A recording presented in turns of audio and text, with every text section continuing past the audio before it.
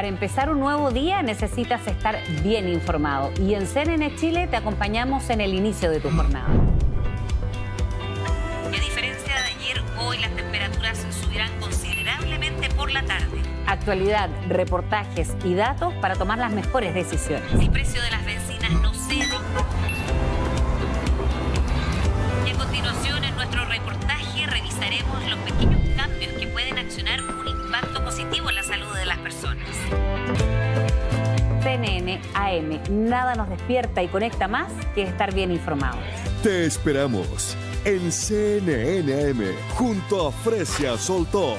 Desde las 6:30 de la mañana, CNN Chile. Vamos más allá. Economía, distante para algunos, cercana para nosotros. Algo que tú ya bien sabes. Siempre atento a indicadores. Capitán de tus inversiones. Del grupo de los informados. Al tanto de nuevas necesidades, materias primas y noticias internacionales. Para decir con autoridad, he ahí una gran oportunidad. Sigue moviendo tu dinero en el momento justo, con la inversión correcta, junto a Agenda Económica. De lunes a viernes, a las 8:20 horas, por CNN Chile. Vamos más allá. Muy buenas noches, bienvenidos a Tolerancia Cero acá en CNN Chile y en todas sus plataformas digitales. Estudios y encuestas confirmaron esta semana que el temor a la delincuencia sigue batiendo récord entre los chilenos. Nuevas formas de criminalidad sacuden la agenda policial mientras todavía no se ven resultados concretos de la gestión política en la prevención del crimen organizado.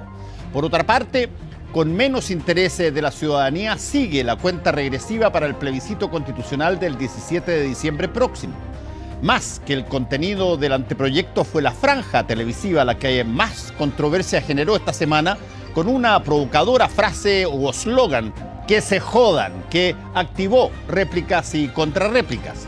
Temas para analizar y proyectar con nuestros invitados de hoy, el senador Rodrigo Galilea, presidente de Renovación Nacional, y el ex subsecretario del Interior, Felipe Arboe. Contingencia política a la vena, parte ahora, Tolerancia Cero. ¿Qué bonita la casaca? Para que vean. Me la regaló un destacado periodista que no voy a nombrar, pero cuyo nombre empieza con F y su apellido con P. Te la regaló Fernando. ¿Qué conflicto de interés más grande? Hace 10 años. Pero era la casaca regalona de él. Sí. ¿Usada? ¿Era usada o nueva? Hace 10 años. Hace 10 años cuando le tenía estima. Claro. Ya, no sigamos con esto, voy a ir de mal en peor. Sergio Galilea, muchas gracias por estar con nosotros. Rodrigo. Rodrigo. Galilea, muchas gracias por estar con nosotros aquí en Tolerancia Cero. De rapidito quiere preguntar Francisco. Sí, buenas noches, senador. A propósito de lo que decía Fernando en la introducción, que nos quedan 17 días para el plebiscito, quiero saber si usted está cómodo con el tono de la campaña y quiero saber si lo interpreta el famoso que se jodan, que ha sido el tema de la semana. Bueno, yo sé que el que se jodan vino como a remecer un poco el ambiente porque suena provocador. No solamente suena provocador, suena tan argentino que parece importado, digamos. Pareció mucho al carajo de Milei, pero en el fondo lo que queremos o hemos intentado transmitir es más o menos lo siguiente. Hay una evidente apatía, cansancio de la gente con el tema constitucional en general. Llevamos 4 años en esto, no parece haber pasado nada. Y la gente no solamente ve que no ha pasado nada en el tema constitucional, sino que las condiciones de vida cotidianas se han ido más bien empeorando. La sensación de delincuencia, tal como lo decía Fernando hace unos minutos, llegó a un nivel récord absoluto, 90% siente derechamente temor. Las condiciones económicas no mejoran en lo absoluto. Y por lo tanto, la ciudadanía dice, bueno, pero ¿por qué empujar esta constitución, este proyecto de constitución, si mis problemas están por acá? Y lo que queremos decir, y vuelvo a ser medio reiterativo. Para entender bien, el que se jodan, ¿usted forma parte de esto? ¿O creo, lo pilló así y dijo, chuta, no me gusta mucho? No. Lo que yo quiero decir es que cuando se dice que se jodan, estamos tratando de representar un sentimiento que sienten los chilenos, y me voy a meter, hacia la clase política en general. porque dicen, pero ustedes están discutiendo esto cuando en verdad a nosotros nos interesa esto otro. Y lo que queremos decir al final, en toda esta, es que ese sentimiento tiene algo bastante de verdadero. Y a nuestro juicio, esta Constitución lo que viene a darnos una oportunidad es una oportunidad de hacer un cambio. ¿Pero que se juegan quiénes? Yo no entiendo positivo. ¿Que se juegan quiénes? Eso es lo que no entiendo. ¿Que se juegan quiénes?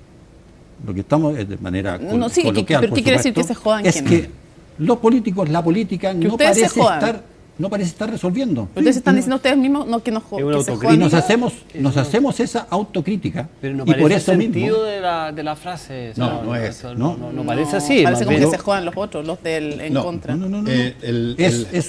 Por eso quiero explicarlo bien. Lo que queremos decir es que la ciudadanía está cansada, está agobiada, y nosotros queremos decir, mire, aquí hay una oportunidad de hacer un cambio real para el bien del país. Creemos sinceramente que este proyecto de Constitución no es en beneficio de un partido, de una persona, de alguien en particular, es una oportunidad real de hacer un cambio positivo en el país. Y por eso es que nos hacemos cargo de este sentimiento, que es muy generalizado. Uno puede interpretarlo completamente en contra, en relación a los que están en contra. Naturalmente, sí, que toca a los que están en contra. Pero también nos desafía a todos como clase política. Y es por eso que al menos los partidos como Amarillo, Demócrata, Renovación, la UDI, el Republicano, estamos convencidos de que en ese ambiente de hastiedad que tienen los chilenos, esto, que es un proyecto constitucional, es un paso positivo, es hacer un cambio que mira hacia el futuro, que son cambios importantes que vienen a cambiar estructuralmente la política de este país y nos permite, ojalá en un plazo no tan breve, empezar a generar cambios sustantivos en el país. Senador, buenas noches. ¿Qué tan convencidos? Porque ustedes criticaron, y con algo de razón, el anterior proceso, porque más allá de la legítima mayoría democrática, los ganadores habían impuesto sus términos a los perdedores. Y perdíamos, según ustedes, y en eso estamos de acuerdo, una oportunidad histórica de lograr un gran consenso. Con mejores formas quizás, pero en el fondo ocurrió más o menos lo mismo ahora. Es decir, una mayoría legítima en términos democráticos impuso sus términos a una minoría y no se logró un mayor consenso. Una figura de su partido, Diego Chalpen, acaba de reconocer hace muy poco que faltaron esfuerzos por generar mayores acuerdos y que incluso se arriesga el resultado del plebiscito el 17 de septiembre justamente por esa falta de mayor entendimiento. ¿Tiene usted la sensación de que se pudo haber avanzado más en un acuerdo amplio y por lo tanto no solamente asegurar el resultado, sino que cumplir con la función más propia que tiene un texto constitucional, que es reflejar un sentido común, una manera de habitar un espacio donde nos sentimos todos parte? Mira, Jorge, a mí no me gusta hacer muchas comparaciones entre este proceso y el proceso anterior. El proceso anterior tuvo validez democrática evidente. Hubo una votación y la gente escogió a quienes escogió. Pero el contenido de esa propuesta, a juicio mío y a juicio de la gran mayoría del país, era muy desquiciante para lo que era el normal desarrollo y desempeño de las instituciones del país. Y esa fue la gran razón por la cual perdió esa opción. La plurinacionalidad, cómo entender las autonomías territoriales, los poderes judiciales, en fin, no nos vamos a concentrar tanto ahí. Lo que pasó esta vez es que nuevamente tenemos un proceso desde el punto de vista democrático absolutamente legítimo. Las reglas fueron acordadas por todos los partidos, la ciudadanía votó y escogió a quienes escogió. A todos, creo, nos hubiera gustado un mayor nivel de transversalidad. Lo ideal, desde el punto de vista político, hubiera sido, ¿saben qué? Todos los partidos encontramos que este texto es lo que le conviene a Chile. Por distintas circunstancias, sería largo analizarlo acá, no se dio así. Pero quiero decir que nosotros, al menos Renovación Nacional y yo personalmente, hice todos los esfuerzos posibles para lograr ese nivel de transversalidad. Cuando vuelve al comité de expertos el texto constitucional, yo me reuní con personeros del oficialismo, los partidos de gobierno hoy día. Y me pidieron una pequeña lista de supermercados, por así decirlo. Oye, donde dice el Estado protege la vida de quién, que diga protege la vida del qué. El artículo 23, que era una cosa más técnica, por favor. El derecho a la huelga, que... Y la verdad es que expertos de Renovación Nacional plantearon buena parte de esos temas. Y para sorpresa mía y de muchos, todas esas enmiendas que fueron presentadas por expertos de Renovación Nacional fueron rechazadas, votadas en contra por quienes nos habían pedido esos cambios, por los partidos del oficialismo. Y yo después, naturalmente, he conversado con varios de ellos y le he dicho, pero ¿qué pasó? ¿Por qué se les cayó el lápiz? Así como que hubieran dejado de repente de creer en este proyecto, de hacer todos los esfuerzos. ¿Qué pasó? Y la mejor respuesta que he encontrado a eso es, pucha, Rodrigo, me dicen, es que este esfuerzo que hicimos fue muy tarde. Como que ya los demonios se habían desatado, ya los consejeros, en fin, ya no querían llegar a acuerdo. Entonces, este empeño que te lo reconocemos, lo hicieron, llegó un poco tarde y no logramos subirnos a ese carro. Pero dicho sea eso, y por eso es que yo no me siento para nada, siento un nivel de frustración por no haber logrado la transversalidad, pero no siento ninguna frustración por no haber hecho el esfuerzo. Y frente a un escenario de no transversalidad total, de no unanimidad, yo me veo obligado a decir, muy bien, ¿qué conviene más? ¿Mantener la Constitución con todas las conflictividades que sabemos que existen y que existirán? ¿O embarcarnos en este proyecto que yo sé que a muchos no les gustará en parte, que unos consideran que un artículo sí, que otros no, que la redacción hubiera sido, pero en términos generales, hace que Chile, cualquiera sea su presidente, cualquiera sea la mayoría parlamentaria, pueda efectivamente caminar hacia adelante? Y la respuesta que nos hemos dado nosotros es que sí, que es un texto que vale la pena aprobar porque creemos que da todos los elementos para que el país empiece a caminar con un poquitito más de optimismo, trae mejoras estructurales en el sistema político muy relevantes, y se hace cargo también de cosas que la ciudadanía había pedido hace tiempo. Pido yo de que esto sea, que a todo el mundo le guste el 100% de los artículos. No, eso sería un absurdo pedir eso. Quiero ya el otro tema, fuera del constitucional. Muy bien. Y si no, que se jodan. No, digo, es que yo no le compré nada la explicación, le voy a decir del que se jodan, porque, en fin.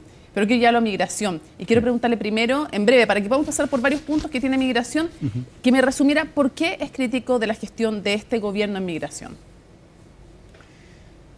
Consideramos que el gobierno no lo ha hecho bien en migración voy a resumirlo en dos cosas que son muy medibles y visibles. Eso, deme números.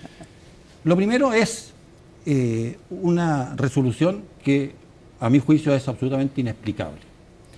Todos sabemos que las reconducciones y las expulsiones en particular son complejas de hacer.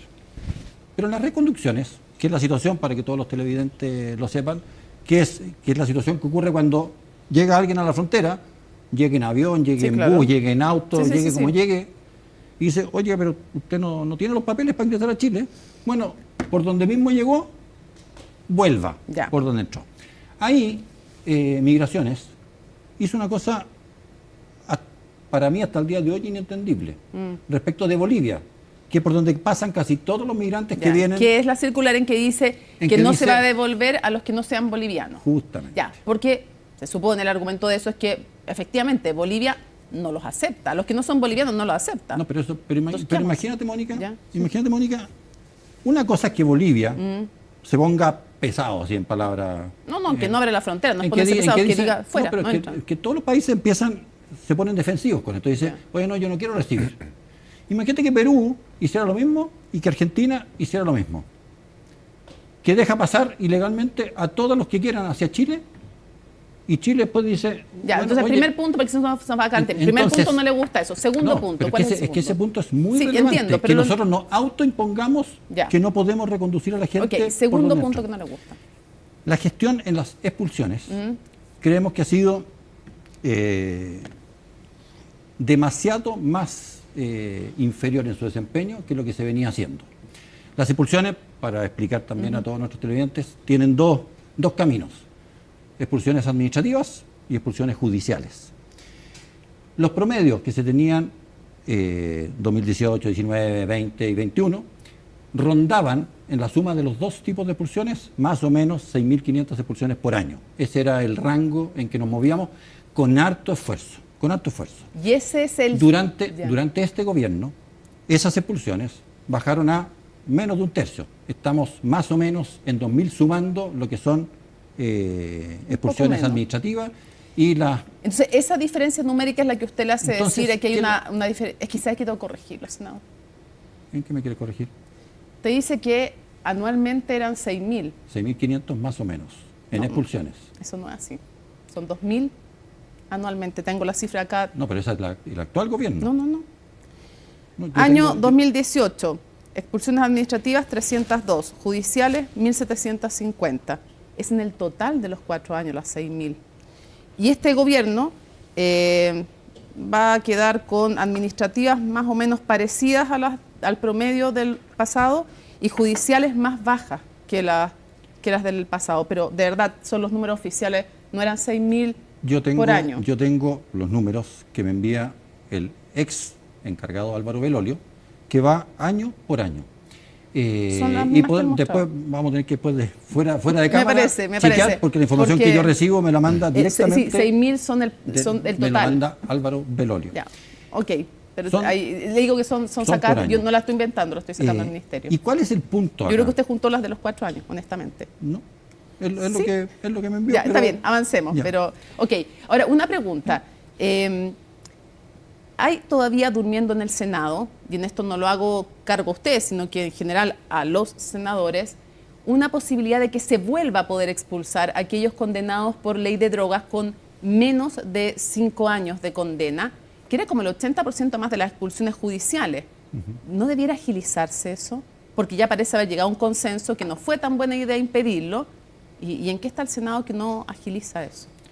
Nosotros en el Senado hemos ido agilizando todo lo que podemos los proyectos. Y lo que ocurre, Mónica, en esto son las vocaciones del gobierno en este tema. Cuando uno empieza a revisar la actuación de quienes hoy ejercen las labores de gobierno en este tema, todos ellos tenían esto que ellos han llamado la visión romántica del migrante. Y ellos se opusieron tenazmente a las reconducciones. Fueron al Tribunal Constitucional para que no pudiesen haber reconducciones. Interpusieron todo tipo de demandas judiciales para que las expulsiones no ocurrieran.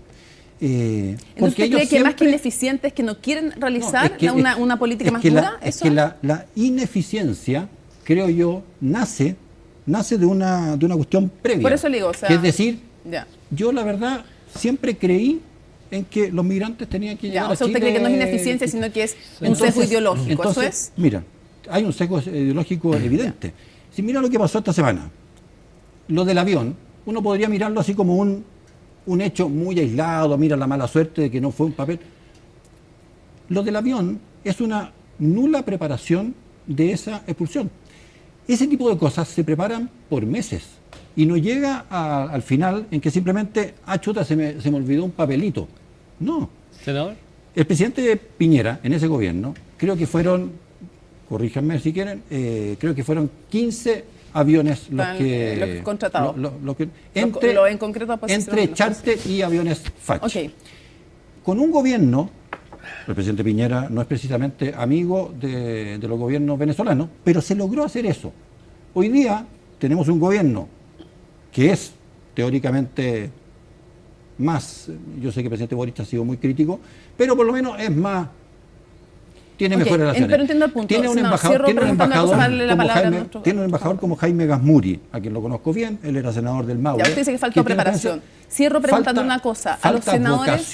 Falta vocación y convicción para hacer esto. Cierro preguntando una cosa. Para todos los senadores en general, de nuevo, no es solo para usted, piden que se realicen 12.000 expulsiones, que es algo que ningún gobierno ha podido hacer.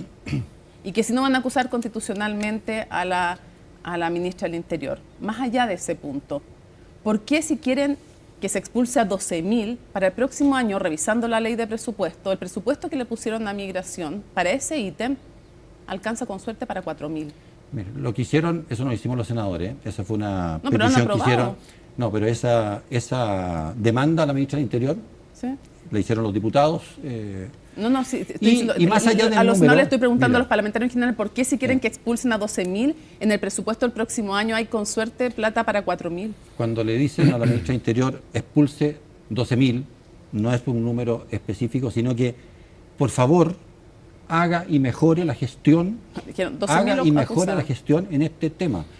Si quieren recursos, los van a tener.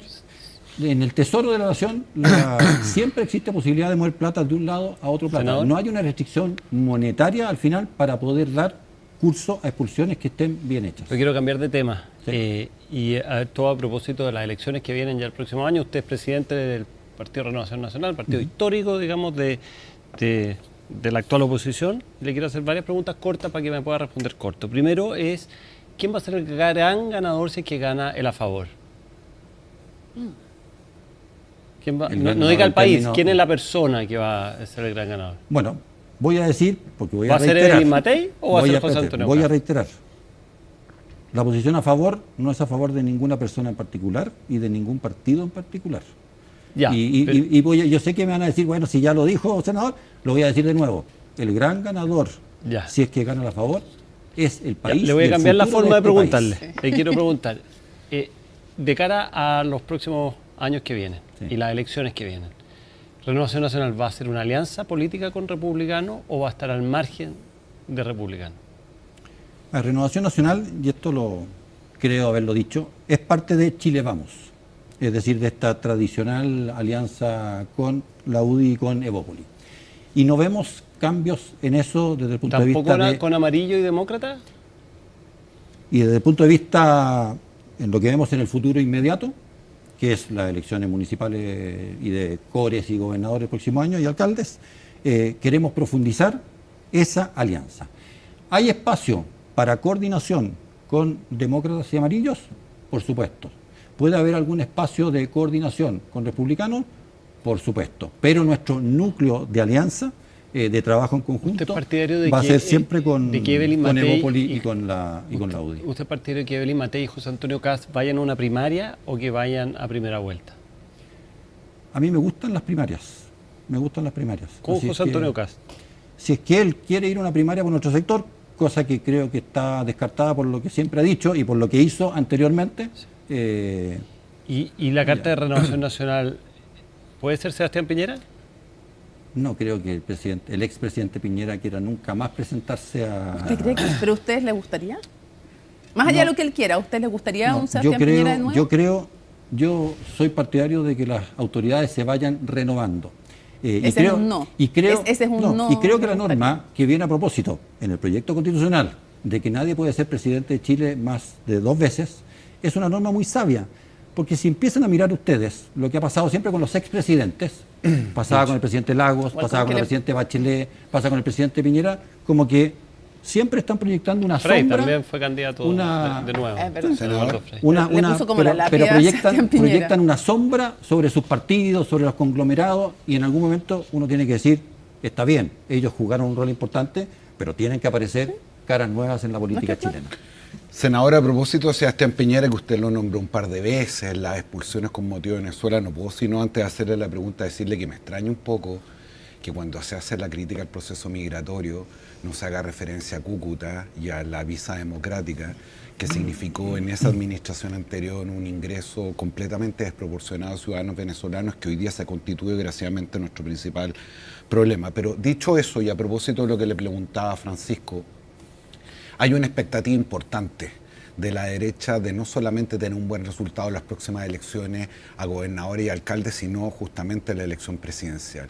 Y por lo tanto, no solo porque es importante para los ciudadanos, sino porque una coalición tiene que ir resolviendo determinados problemas, quiero preguntarle sobre un par de proyectos que son bien emblemáticos y a propósito de Sebastián Piñera, parece que han ido cambiando un poco la opinión de la oposición. El primero respecto al tema de la reforma previsional, que usted conoce muy bien. En algún minuto se había negociado que la cotización adicional fuera de un guarismo de 3-3, 3 para cotización individual y 3 para un sistema de subsidios cruzados.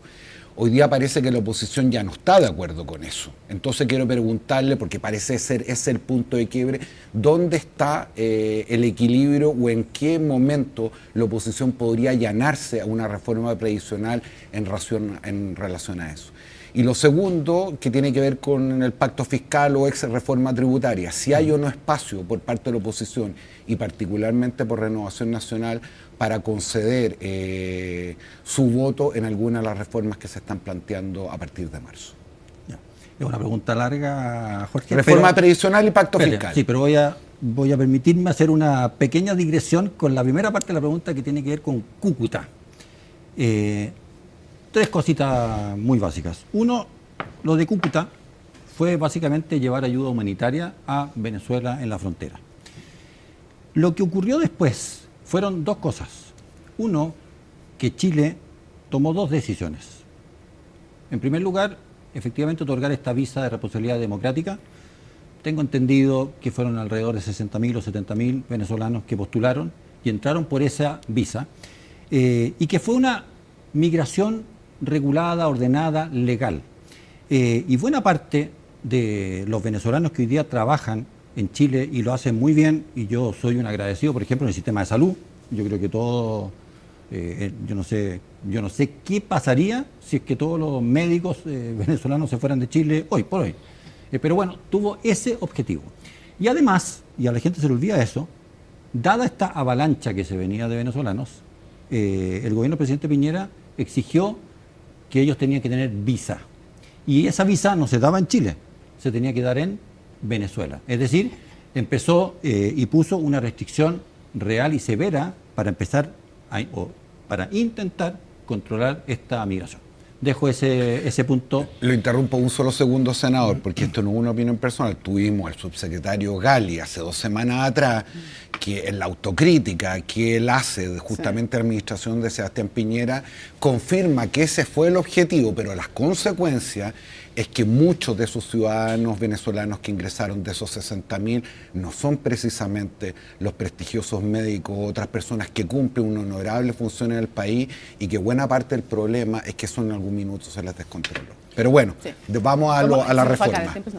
Ya, pero vamos a pensiones y a pacto fiscal. Pacto fiscal.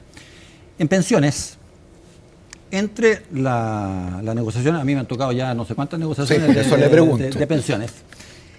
Entre la última, en que se hablaba del 3x3, o 3 y 3, en fin, a la situación actual, hubo un cambio que fue muy considerable, que fue lograr establecer, con acuerdo de todos, la PGU. La PGU cambió, pero muy sensiblemente, la situación de pensión de los sectores más vulnerables del país, que son básicamente los que no tenían ahorro, ningún ahorro previsional, o tenían prácticamente nada. Ahora hemos seguido con conversaciones, y conversaciones muy interesantes, porque no quiero dar una señal como de pesimismo. Yo soy optimista en esto. Y creo, de hecho, que el periodo del presidente Boric puede ser un muy buen momento para llegar a acuerdos en este tipo de cosas. Yo veo en las conversaciones que me ha tocado sostener con el Ministerio del Trabajo, con el Ministerio de Hacienda, es que muchos de los aspectos de mejora de industria, cómo deben ser las comisiones, tiene que haber especialistas inversores y otros administradores de cuenta, cómo se interrelacionan entre ellos, tiene que haber licitación de stock o no tiene que haber licitación de stock. Para los auditores puede ser un poco técnico de más esto, pero yo creo que hay avances y se van logrando consensos relevantes. Y nos falta solucionar lo que se llama el nudo gordiano de esta reforma, que es ¿cuánto? ¿Cómo? No, es que la pregunta no es cuánto, porque lo que hay que resolver es lo siguiente. El gobierno, y voy a asumir que nosotros también quiere mejorarle la pensión a los actuales jubilados y a los que están próximos a jubilarse, pero no a todos ellos, sino que a aquellos que tuvieron un buen comportamiento de ahorro previsional. ¿Ya? Vamos a decir a los sectores medios de este país. Y en eso estamos de acuerdo, y ellos proponen Y nosotros también podemos estar de acuerdo, oye, paguemos 0,1 UF extra por año cotizado con un máximo de 30 años. Es decir, 3 UF, más o menos 100.000 pesos en exceso. Y hasta ahí, ¿cuál es el punto? Que si tú dices, oye, pero saquémosle a los actuales cotizantes 2 puntos, 3 puntos, 1,5, 4, en fin, en esto la imaginación da mucho. Tú dices, ok, tú puedes hacer eso. Pero lo que estás haciendo es hipotecar justamente las condiciones de pensión de los del sector activo de hoy para 20, 30 o 40 años más.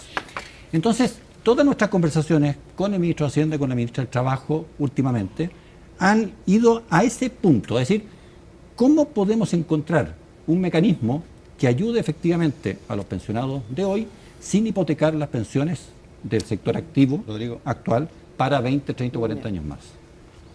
No queda prácticamente nada de tiempo, pero quiero preguntarte por una situación que me imagino mucha gente la ve, la observa, la escucha y de pronto dice, a ver, ¿de qué se trata esto?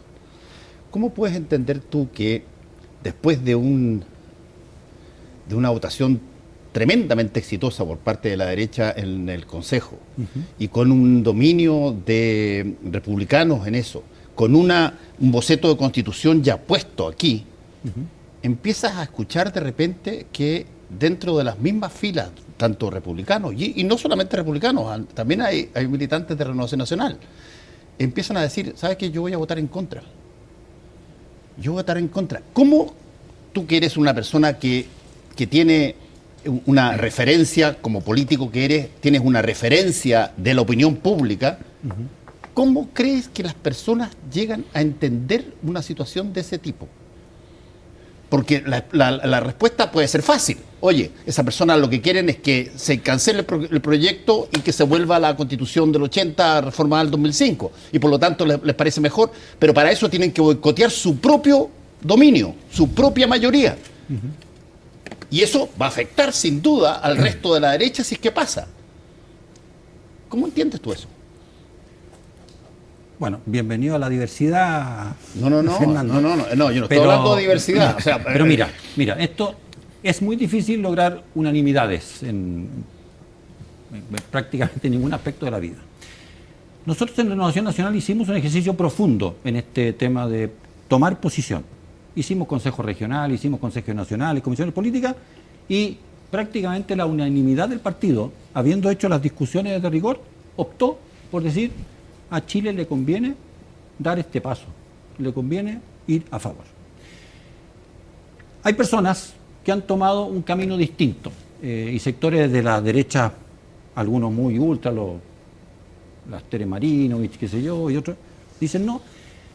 Y la razón de ellos, yo he conversado y me interesa entenderla, dicen, es que yo no le creo y nunca le he creído a ningún proceso constitucional. No le creí ni al primero, no le creo a este y no le creo a ninguno que venga, porque la solución del país nunca ha pasado por temas constitucionales. Esa es como así la razón de fondo. Lo que debe ser de las falsedades más grandes que deben haber en política. Y yo creo que están profundamente equivocados. Es como que, oye, yo nunca quise jugar este partido de fútbol o lo que... Ya, pero estáis jugando el partido de fútbol. Finalmente se han desencadenado hechos políticos, discusiones, modificaciones, intenciones de las que uno como país se tiene que hacer cargo. Y por eso es que yo creo que mucha de esa gente, y quizás la academia de hoy día lo va demostrando, lo está repensando, y yo creo que se dan cuenta de que frente a esto uno no puede ser como irse de negativa, yo nunca quise nada de esto y no quiero que esto ocurra, ni lo de antes, ni lo de ahora, ni lo del futuro. No, pero bueno, mi pregunta básicamente es ¿qué tanto afecta a el mundo de la derecha que tuvo en sus manos el control de esto y que de repente puede darse, porque perfectamente puede pasar, que venga un rechazo, como están diciendo las encuestas, venga un rechazo por tercera vez, incluyendo la primera, la constitución fallida de Michelle Bachelet, pero ¿cómo le explican eso al país de nuevo? O sea, mira, sí, bien, ganamos porque rechazamos. ¿Tiene sentido lógico eso? Yo considero que no tiene sentido lógico y creo que a medida que van pasando los días mucha de esa gente se van dando cuenta de que estaban en un camino equivocado. No, súper corto, Sí. pero de verdad corto porque se nos acabó el tiempo. Primero, respecto ya no de migración, sino que de delincuencia. Quiero saber si usted evalúa bien o mal a Carolina Toá y si usted cree, como algunos han planteado, que debería dejar su cargo. Que sería mejor que ya no estuviera a cargo. A ver, la realidad, Mónica, es que más allá de todos los esfuerzos que supongo que hace la ministra del Interior respecto al tema delincuencia, es que esto parece estar escapándose de las manos más que entrando en control. Y lo que yo pido, yo no voy a pedir el cargo de la ministra del Interior, no voy a pedir nada de eso. Lo que sí es que creo que el presidente Boric y ella tienen que hacer una evaluación, pero muy profunda, pero extremadamente profunda, de las estrategias, de las tecnologías que estamos usando, de cuáles son las personas. ¿Usted tiene mejor evaluación de Carolina Toá o del subsecretario Monsalve? Lo que pasa es que, en principio, es el subsecretario Vergara el de la prevención del delito. Pero el subsecretario del Interior. Pero mi pregunta fue otra. ¿Usted tiene mejor evaluación de Manuel Monsalve o de la ministra Toá? tengo parecidas evaluaciones. O sea, ¿de los dos malas? De los dos con luces y sombras. Ya. Bueno, muchas gracias por haber estado con nosotros nuevamente aquí en Tolerancia Cero, Rodrigo. Muchas gracias, Fernando. Volvemos en un ratito.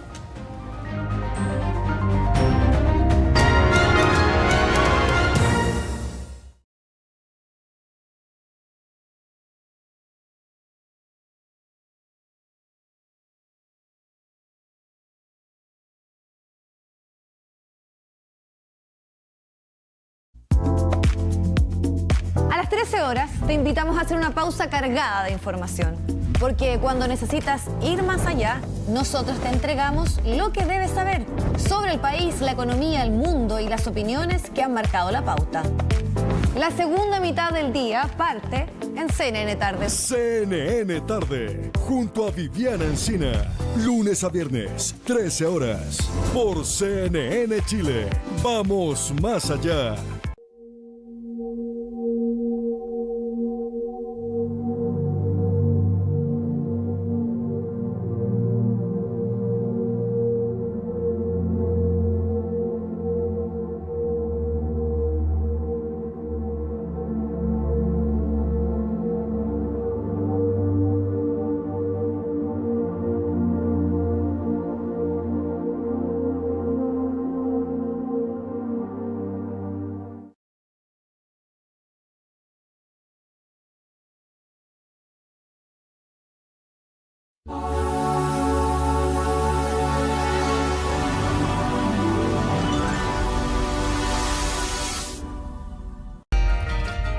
Qué lindo sería todo esto, pero con más color, como el desierto cuando está florido. Y así damos la bienvenida al desierto florido, un fenómeno que llena de color nuestro país. A nuestros días le haría bien un poco de calma, como la que se siente allá, en las Torres del Paine. Y las Torres del Paine realzarán aún más su belleza, con las nevadas que recibirán por la tarde. Riquísimo el café y sería mucho más rico si llegara la brisa de La Serena. Y La Serena estará despejado con agradable brisa marina. Hay que aprovechar muy bien estas verduras y estas frutas. La falta de precipitaciones afecta a gran parte del país. Acompáñanos en CNN Tiempo, donde conocerás el clima para disfrutar de tu tiempo. CNN Chile, vamos más allá. En la era de la información queremos ayudarte a navegar por las noticias. Noticias que cambian al mundo. Algunas nos inspiran, otras nos hacen ser conscientes. Noticias en contexto y perspectiva que movilizan a las masas y se producen cuando menos lo esperamos. En un mundo con múltiples fuentes de información, te ayudamos a conocer lo más relevante del día en Chile y también en el mundo. Te invito a descubrir lo que hoy es noticia. Hoy es noticia con Matilde Burgos, de lunes a viernes a las 16:30 horas. CNN, vamos más allá.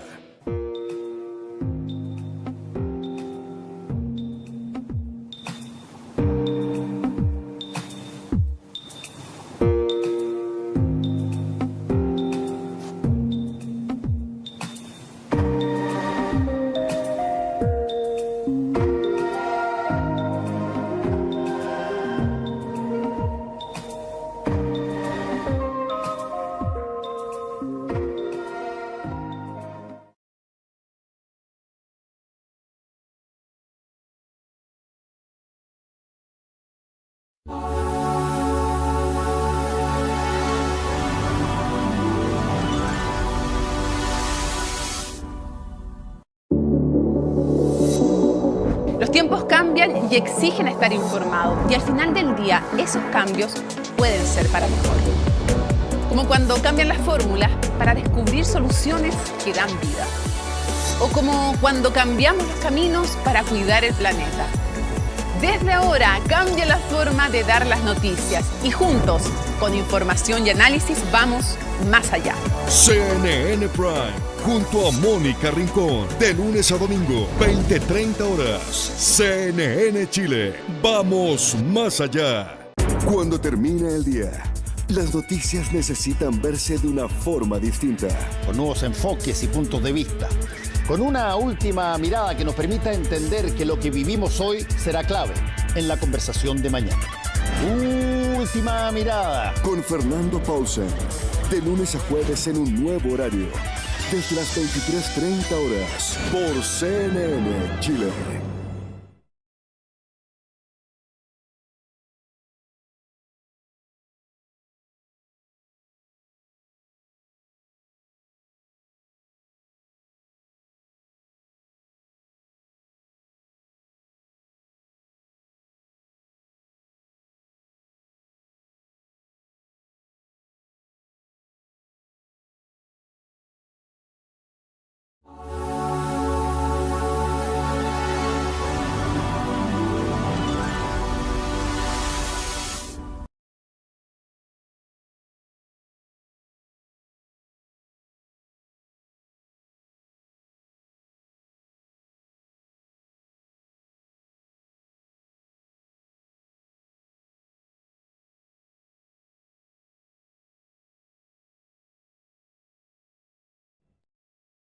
Hoy necesitamos ir más allá, darle una vuelta a las cosas.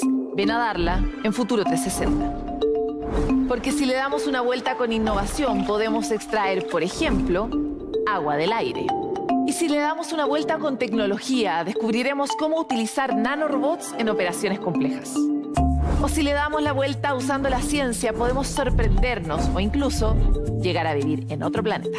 Información de hoy que tendrá impacto en el futuro de todos y todas. Futuro 360. Ciencia, innovación y medio ambiente.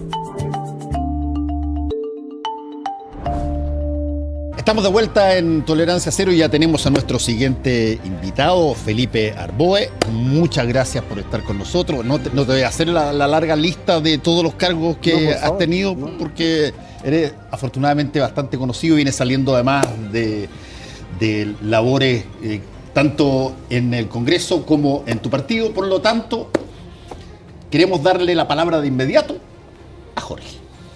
Yo lo voy a saludar como es subsecretario porque vamos a hablar harto de seguridad. Y partir donde estábamos terminando, el tema de las expulsiones.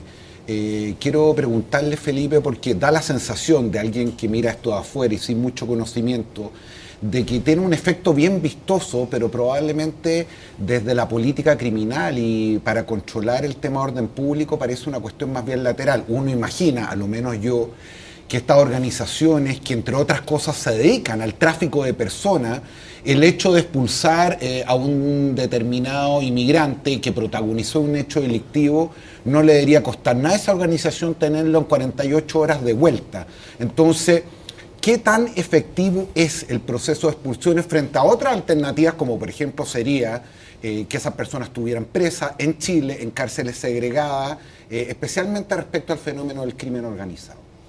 Bueno, buenas noches, muchas gracias por la invitación. Lo primero, yo diría que hay que tratar de objetivar la discusión y para eso los datos son fundamentales. Cuando uno observa el fenómeno criminal en Chile, tenemos quizás dos fenómenos en paralelo. Uno es que en materia de homicidios tenemos lo que se llama el fenómeno chileno. Es que en más del 76% de los participantes, es decir, los victimarios de los homicidas, son chilenos. Okay. Y hay cerca de un 20-22%, digamos, que son extranjeros. Vamos para objetivar la discusión. Respecto de estos extranjeros, el problema que hay es que están participando en tipos de homicidio donde la morfología del delito ha cambiado. Es decir, tenemos un homicidio más violento, tenemos participación en algunos casos, sobre todo de chilenos, pero también de extranjeros, en descuartizamientos que no estábamos acostumbrados a ver en Chile, y tenemos también el fenómeno de los secuestros extorsivos, ¿no? Entonces, en ese cuadro la pregunta que uno tiene que hacerse es ¿qué medidas desde el punto de vista de la política criminal son más eficaces y eficientes? La primera, por cierto, es intentar transformar lo que se llama el delito con imputado desconocido, es decir, no sabemos quién es, al imputado conocido. Porque el nivel de eficacia de condena es mucho mayor con imputado conocido que desconocido, por razones lógicas. Lo segundo es identificado, si es que hay personas que son de nacionalidad extranjera, es saber, uno, si pertenecen a alguna organización. Para sorpresa, en algunos casos, uno podría pensar, por ejemplo, que en el caso del descuartizamiento, recuerden ustedes de esta persona que apareció desmembrada en el centro de Santiago, donde se detuvo a 4 personas de nacionalidad colombiana, uno podría pensar que pertenecían a una organización criminal mayor, y la verdad que no. Convivían con el descuartizado. Y era un problema más de convivencia, porque no pagó un arriendo. Entonces, tampoco es que todo sea crimen organizado. Ahora, dicho lo anterior, ¿en Chile tenemos un problema de crimen organizado? Sí, tenemos. ¿Tenemos el Tren del Agua funcionando? Sí. ¿Tenemos al comando brasilero? También. Y hay muchos otros que están funcionando. ¿Es más eficiente expulsar que condenar? Mi percepción es que cuando se trata de delincuentes avesados que son parte del crimen organizado, no el delincuente común, la verdad es que esa no es una medida muy eficiente, porque al día siguiente, tal como tú dices, la organización se encarga de reingresarlo por otro lado, sobre todo en un país que además tiene niveles de permeabilidad fronteriza tan grandes como la que tiene Chile. Pero además no se puede, Felipe, porque tienen que primero cumplir la condena y después se pueden expulsarla. O sea, a partir de más de 5 años tienen que cumplir además condena. Yo quiero preguntarle en términos en concreto, para que avance el crimen organizado, tiene que avanzar la corrupción. O sea, no hay país del mundo en que avance el crimen organizado sin que avance la corrupción. Y la pregunta es si estamos preparados para detectar esa corrupción en las instituciones y en los funcionarios públicos. O sea, para enfrentar eficazmente el crimen organizado se requiere un Estado organizado. Y eso significa adecuar las instituciones a esta nueva realidad. Nuestras policías, nuestros fiscales, nuestros tribunales están acostumbrados, por razones criminógenas, históricas, a otro tipo de delitos, delincuentes y tipos de investigación. Y por tanto hay que adecuar la oferta pública. Yo le pregunto por respecto a la corrupción. Y lo segundo, ¿tenemos ojos mirando dentro de esta institución? Es que dentro de esa adecuación de la institucionalidad pública se requiere también tomar controles internos. Porque el crimen organizado tiene, en primer lugar, la idea de penetrar en el barrio para crear una especie de protección social. Luego, tomar control de los grupos delictuales para efecto de controlar las armas. Y después tiene el objetivo de penetrar las instituciones. Y ahí es donde uno tiene que tener mucho cuidado y hay que adecuar los procesos en el Poder Judicial, en el Ministerio Público, en la policía y en el gobierno. ¿Este gobierno está, cree usted, capacitado para enfrentar la criminalidad común, por un lado, y por otro lado, el crimen organizado? ¿Cómo lo ve usted este gobierno? A ver, es que más allá del gobierno, este es el Estado. Cuidado, es que, ¿por qué lo digo? Porque el Estado como tal, pero este gobierno en particular, le estoy preguntando. El Estado no está preparado para ello. ¿Y este gobierno? Un ejemplo concreto. Nosotros tenemos, y estas son discusiones que probablemente son incómodas para algunas instituciones, pero si uno va a hacer más de lo mismo, los resultados van a ser los mismos. Aquí hay que innovar. Pensar, por ejemplo, ¿es adecuado tener separado la persecución penal por regiones? A lo mejor, desde el punto de vista de la delincuencia local, funciona perfecto. Pero la experiencia internacional, en España, en Italia, con la Fiscalía Antimafia, en Colombia, es que las fiscalías con competencia nacional especializadas tienen Felipe, quiero ser súper directa para preguntarle tiene mucho mayor eficacia. Quiero preguntarle si le parece justa la crítica que se hace y que se ha agudizado en el último tiempo a la ministra del Interior, Carolina Toá. Quiero preguntar si le parece justa porque aquí hay dos posibilidades. O es justa y tienen razón en su crítica, o tienen razón quienes dicen que se le ataca porque podría ser una figura presidencial. Yo quiero saber cuál es la evaluación que usted tiene de la ministra del Interior. No, yo no. A ver, primero no me corresponde hacer una evaluación. Yo estoy porque estoy en el mundo académico. Es una razón política que tendrá que hacer en la eficiencia como ministra del Interior. No obstante, yo creo que cargarle todos los dados a la ministra del Interior o al subsecretario del Interior me parece tremendamente injusto. Felipe. Y el problema es que se repite la historia, donde la delincuencia sigue siendo un arma de lucha electoral. Y mientras eso ocurra, más discusión vamos a tener, menos se va a avanzar y menos objetivos a lograr. Yo quiero ahondar un poco en la pregunta que hacía Mónica respecto ya, no del gobierno, pero del sector que de alguna manera tú representas, que es la centroizquierda, y quiero preguntarte si en la izquierda el tema de la delincuencia fue un tema o ha sido un tema tabú que le ha impedido avanzar en esta materia. Pero sin duda, durante muchos años. O sea, las peleas internas que me tocó dar a mí, digamos, dentro de mi partido, que me tildaban de derechista porque planteaban la necesidad de adecuar mecanismos en materia de seguridad. Yo les decía, perdón, la inseguridad es tremendamente desigual. Las políticas de seguridad son muy progresistas porque quienes más sufren la delincuencia es la gente que tiene menos, la que no tiene personal en la casa, la que no puede contratar armas. Esa es la gente que más lo sufre, que depende de la seguridad pública. A ti te tocó lidiar en esa época con lo que fue la concertación, digamos, ¿cierto? Hoy día apareció un nuevo actor que es el Frente Amplio. ¿Tú crees que ese mundo está todavía más complicado con el tema de la delincuencia? No tengo ninguna duda, lo vi en el debate parlamentario, pero ninguna duda. Aquí hay un grupo de gente que hoy día está gobernando que probablemente ha ido aprendiendo en función de la experiencia. Pero perdón, no nos olvidemos, hace 2 o 3 años atrás, cuando eran oposición, se negaban a cualquier modificación. ¿Cuánto tiempo perdimos nosotros con estos 2 años? Mucho tiempo. O sea, esto es un fenómeno. Si uno mira las cifras, el crimen organizado y particularmente los secuestros vienen aumentando a partir del 2015-2016. Es un fenómeno que viene arrastrándose. Piensa lo siguiente, en materia de secuestros, nosotros tenemos acumulado en 10 años cerca de 5.000 secuestros. Solo durante el año 2022 hubo 826 denuncias de secuestro, 68% más que el 2021. Y ahora te quiero preguntar otra cosa, porque tú dijiste, si hacemos más de lo mismo, vamos a obtener los mismos resultados. A ti te tocó relacionarte con Carabineros y todo el mundo que le toca relacionarse con Carabineros en forma privada dice, no hacen caso, los Carabineros se mandan solos, tienen una autonomía tremenda.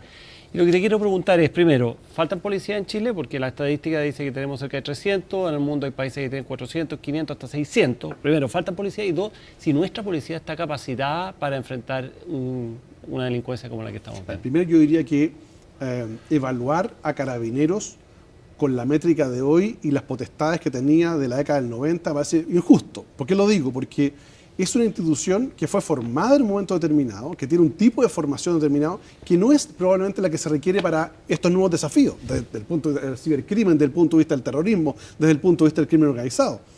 Es una institución a la cual hoy día se le encomiendan, por ley, más de 200 funciones. No hay ninguna institución en el mundo que resista 200 funciones. Por eso que se requiere repensar la institucionalidad y quizás dar una discusión respecto de ciertas policías especializadas. Segundo, ¿nuevas policías? Policías especializadas, por ejemplo, nuevas. Uno podría pensar, o podría hacer alguna sección de Carabineros. Hay que pensarlo. Hay experiencias, hay diversas experiencias en el mundo. Lo que quiero decir es que ninguna discusión puede cerrarse, dado que tenemos un fenómeno criminal completamente distinto al de los 90 y el de los 2000, y requiere actuaciones mucho más audaces e innovadoras. Entonces, desde ese punto de vista, yo creo que Carabineros está haciendo un legítimo esfuerzo de transformación. Y esa transformación no va acompañada necesariamente por los conocimientos del mundo civil en esta materia. Y se requiere aumentar los conocimientos del mundo civil para acompañar ese proceso y hacer una reforma mucho más integral. Hablando de estos conocimientos, súper en concreto, la encuesta, la ENUSC, que es como realmente la voz oficial respecto, y todos lo dicen así. Mi pregunta es, con los cambios que se le hicieron respecto de quién hace la medición y la fecha en que se realiza, aunque desde el gobierno se dice que eso se conversó y se trabajó con todo el mundo y que estaba bien, tú tienes otra opinión. Pero mi pregunta es, ¿tenemos realmente una ENUSC que vaya a ser comparable y válida? ¿Tenemos un timón de alguna o un mapa que nos guíe respecto a futura delincuencia o nos quedamos sin comparación real? No, mira, mi punto, que yo no sé por qué dio tanta polémica, porque era una discusión técnica, es que el cambio de fecha en la medición y el cambio de mano, quien hace la encuesta, generan un impacto. De hecho, si uno mide el desempleo en el trimestre junio, julio, agosto, le va a resultar distinto el desempleo que si lo mide durante el verano. Bueno, la delincuencia es lo mismo. No, es diferente de acuerdo a los trimestres. Y mi observación fue esa, ¿ya? Ahora, ¿qué es lo que ocurre? ¿Hay que hacer modificaciones o había que hacer modificaciones? Sin duda. Todos los gobiernos hemos ido actualizando la encuesta y eso es muy importante. Lo que yo reclamaba era que no se tomaron las medidas adecuadas. Ahora, para poder garantizar la comparabilidad y que por lo demás el INE en su evaluación, en la página 46 de su evaluación, dice que efectivamente hay un problema con la comparación respecto del cambio de fecha. Pero más allá de eso, el crimen organizado tenemos que mirarlo en un continuo de estudios. Y mi percepción es que sí tenemos todavía cifras para poder objetivarlo. ¿Qué te parece la respuesta que recibiste frente a las críticas que hiciste de parte de la ministra? Es que lo que pasa que ¿Cómo te parece la reacción del gobierno frente a esas críticas? Lo que pasa es que yo me quedo con la reacción del subsecretario del Interior, porque con quien hemos estado trabajando, que es la persona que sabe, entiende estos temas. En estas materias, entre los especialistas, cuando hay una discusión respecto a estas materias, que han habido muchas, las respuestas son con argumentos. Y yo creo que la descalificación es el primer síntoma de la falta de argumentos. Yo no voy a entrar en una discusión política, lo mío era estrictamente académico, decir, cuidado, no vayamos a afectar la comparabilidad de esto, nada más. Creo que se pusieron nerviosos y probablemente el ambiente está muy crispado. Ahora, porque esta misma discusión la dimos con Daniel Johnson de Paz Ciudadana, con Pia Green del CESCRO, y oye, pasó, digamos, tranquila, y salió en los diarios y nadie dijo nada. Yo creo que el ambiente fue el que generó probablemente esta reacción. Yo te quiero llevar a un marco contingente en materia, por ejemplo, lo que está ocurriendo en términos constitucionales y quizás usar un poco algo que planteó Rodrigo Galilea en la anterior conversación que tuvo con nosotros, que es esta idea que de repente se instaló de que las constituciones no tienen nada que ver con las necesidades básicas de las personas y que a veces hay que mirar desde otro lugar. A mí lo que me sorprende, para serte franco, y yo le dije a Rodrigo, él no estaba diciendo que él, estaba citando a otros, pero que yo he escuchado falsedades grandes en materia política y esta de que las constituciones no sirven para ayudar los problemas de las personas. La creación de la institucionalidad, la creación de los derechos de las personas, la creación de un montón de variables que tienen raigambre en la Constitución, hacen que los países inmediatamente después de independizarse, lo primero que quieren hacer es tener una Constitución y trazar la línea de ese tipo. Nosotros estamos a punto de entrar en un tercer intento y no sabemos cómo nos va a ir. Si que uno ve las encuestas, de repente puede decir, oye, vamos a estar conversando a ver si que tenemos una nueva fecha dentro de poco.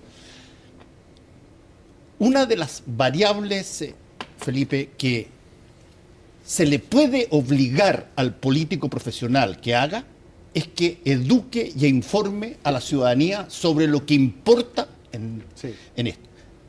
Yo tengo la impresión de que ahí hay una falla gigantesca en materia constitucional. Se sigue pensando de que, a ver, si es que tú lees un inciso y que no lo entiendes muy bien, entonces la Constitución no sirve. Y esa tiene que haber una exégesis, tiene que haber una interpretación, y esa tienen que hacerlo los políticos profesionales, en gran medida, y los profesores, por cierto, también, y todo el resto de las personas, los periodistas, las personas que damos cuenta de la comunicación pública. Eso que tanto falta ahora cuando estamos a días de votar. Yo creo que falta mucho, y tiene que ver, a mi entender, con dos procesos en paralelo. El primero es que probablemente uno podría ya decir, más allá de lo que pasa el 17 de diciembre, es de que la política y las personas que fuimos elegidas para estar en los dos procesos no estuvimos a la altura del mandato ciudadano, que era entregar una propuesta de pacto social que, no hay que ser ingenuo, jamás iba a tener unanimidad, pero que tuviera un amplio consenso. Y eso no se logró. Y no se logró por incapacidad de diálogo y probablemente por inmadurez política. Pero más allá de eso, las sociedades no son producto del azar. Son la consecuencia de un acuerdo en un momento de la historia determinado de hombres y mujeres que toman la decisión de vivir juntos, vivir en comunidad. Y para organizar la vida en comunidad se da este pacto social. ¿Y qué es lo que tiene que tener un pacto social por esencia?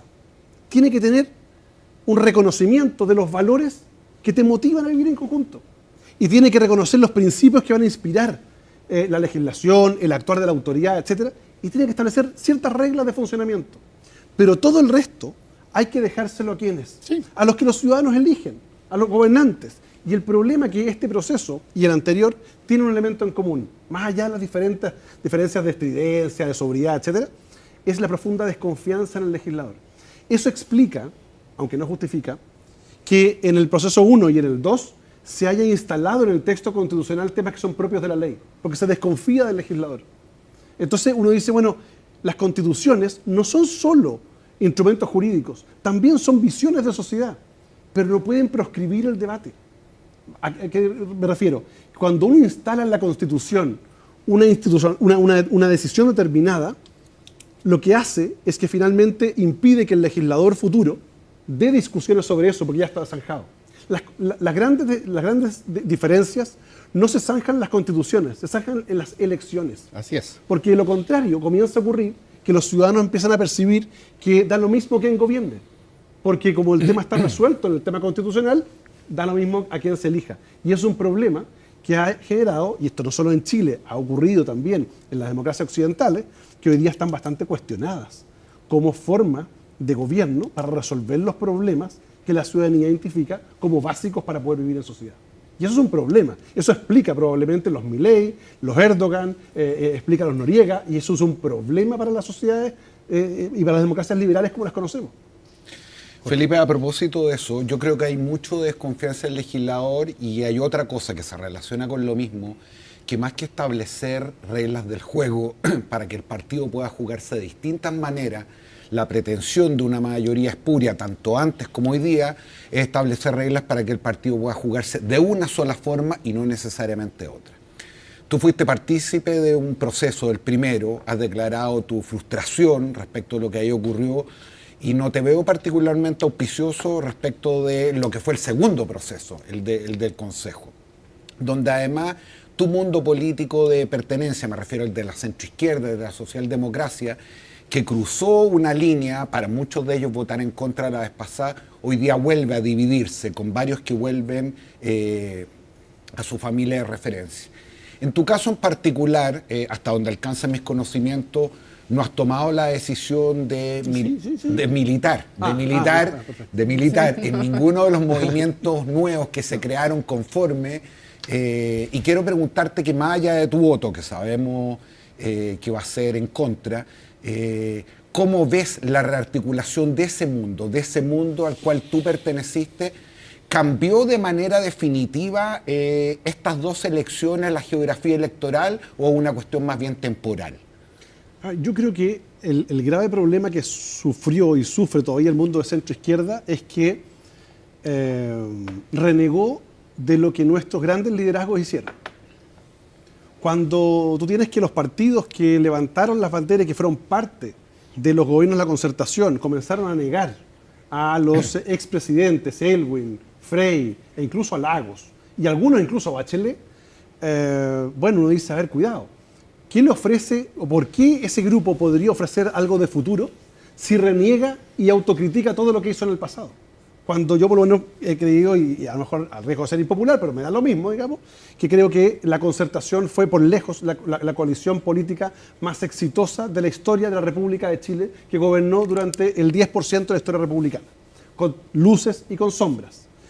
Y por tanto, en ese escenario, ese mundo entrega sus banderas y se va a hacer alianza con el mundo que hizo campaña justamente en contra de los 30 años. Y eso la base política comienza a mirar con cierta distancia. Y hoy día lo que ocurre es que el mundo que fue originalmente del PPD, el mundo que fue de la democracia cristiana, no está representado por los partidos que hoy día todavía manejan esas siglas, pero que están haciendo una alianza en la lógica del Partido Comunista. Perdón, Felipe, ¿no? para entender bien, ¿tú crees que fue un error ser parte de este gobierno? O sea, yo creo que la distancia que se produjo de esos partidos con sus bases políticas originarias, probablemente sí. Y evidente, o sea, piensen ustedes lo que pasó en la última elección presidencial. Lo que fue la concertación, la nueva mayoría, llegó en cuarto lugar, en tercer lugar. O sea, perdón, es que para entender bien, estar en este gobierno, de alguna manera tú dices que separa a la élite de la dirigencia en el fondo política del PS, el PPD, de sus bases, que las bases no están contentas con que estén en este gobierno. En algunos casos, yo creo que sí. Y yo creo que el mundo social cristiano, social liberal, social demócrata, no se siente representado hoy día por las instalaciones. Y de hecho, además... Un punto, Felipe, estando completamente de acuerdo en el diagnóstico, lo cierto es que esto no es nuevo. Es decir, la nueva mayoría como coalición política, cuando ingresa el Partido Comunista al gobierno... Ahora, pero te pregunto nuevamente respecto a la rearticulación, porque el mismo análisis que lo haces respecto a la izquierda, uno también podría hacerlo respecto a la derecha. Buena parte de esos cuadros, me refiero a amarillo y demócrata, van a ser parte de una coalición con un grupo de partidos que criticaron también duramente estos 30 años, momentos distintos. ¿Cómo sobrevive o qué futuro tiene esta alianza de centro-izquierda expresado en un partido, en un movimiento, con esta izquierda, con esta derecha? ¿Dónde? Yo veo que todavía estamos como una especie como de transición, no veo nitidez todavía. Pero aquellos que creen que el centro es más de lo mismo, es el statu quo, es, comillas, la prudencia por naturaleza, yo creo que están equivocados. El centro debe ser transformador, el centro debe ser reformista, el centro debe ser progresista. Y yo creo que ahí todavía falta cierta audacia. Perdona, y no atenta contra eso, te paso el tiro de palabra, sí. No atenta contra eso el que de pronto empiezan a salir alrededor del mundo posiciones absolutamente extremas de un lado y de otro lado, y que da la sensación de que si tú estás en el medio, francamente, eres cómplice de todo lo malo que pasa. Porque yo creo que creo que los centros han cometido el error de no tener definiciones, y eso es un problema. Un centro debe ser transformador, debe ser reformista, para decirlo de otra forma. A ver, uno podría perfectamente construir una opción política razonable y eventualmente mayoritaria, con un equipo que no tenga complejos en hablar de crecimiento, no solo de desarrollo y de justicia social. Sí, pero o de seguridad y de libertades. Tiene que hacer alianza, y cuando hace alianza se tiene que hacer o con la derecha o con la izquierda, y ahí es donde mueren los centros, porque en todo el mundo está ocurriendo eso. Por eso yo creo que Francia y algún otro país, esa fue mi pregunta. Los centros ya no existen. Digamos. Pero mi percepción es que más parecido el fenómeno chileno podría ser a Francia en su oportunidad, más bien con la lógica de un liderazgo, que de un partido. Claro, es decir, eso supuso la demolición de la izquierda. ¿Quién vendría a ser Macron? Lo que quiero plantear es que en definitiva podría ocurrir, ¿no? Sí. Algo más parecido, porque no veo que las estructuras políticas tengan hoy día la fuerza suficiente. Quiero cambiar de tema, Felipe. O sea, seguir con el tema constitucional. Una de las cosas que se está votando aquí es el texto, pero me da la impresión que poca gente está votando los textos, ¿cierto? Otra cosa es que lo que está tratando de hacer el a favor es votar en contra del gobierno. A favor, pero en contra del gobierno, lo cual es un enredo, ¿cierto? Pero lo tercero es que acá hay una sensación de mucha gente de decir qué es lo que permite terminar ya esta discusión que ya fracasó, digamos. Esto fue un coitus interruptus, digamos, para decirlo en términos. Temeraria metáfora. Estamos en horario nocturno. Tu analogía me perdí, pero ya. Lo que te quiero preguntar no vamos a demorar mucho en que explique las analogías, así que mejor. Lo que te quiero preguntar es dónde termina esto, porque cuando la opción en contra dice, bueno, tomémonos vacaciones constitucionales. ¿Qué son las vacaciones constitucionales? ¿Qué significa si las vacaciones constitucionales son un par de días, un par de semanas, un par de meses, etcétera?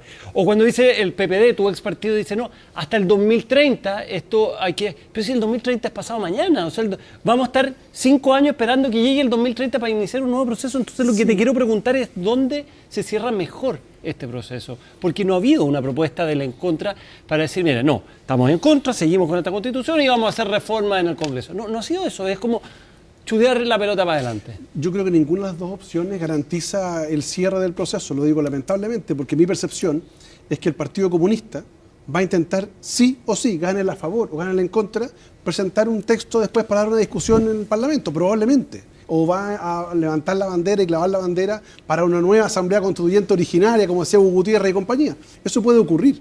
El punto está en que la gran mayoría de la política tenga la capacidad de entender de que la gente ya quedó hasta más arriba de la coronilla con el tema constituyente, que ya hubo 2 intentos para que ciudadanos distintos de los que están elegidos en función de la democracia representativa hicieran los cambios, y eso no resultó. En consecuencia, usted quiere alguna modificación constitucional, pues sabe que vaya al Parlamento, presente un texto y veamos si se puede reformar un par de cosas. ¿Qué fue lo fundamental, si tuvieras que explicarle a la gente que nos está viendo, qué fue lo fundamental que para ti te llevó a decidir votar en contra?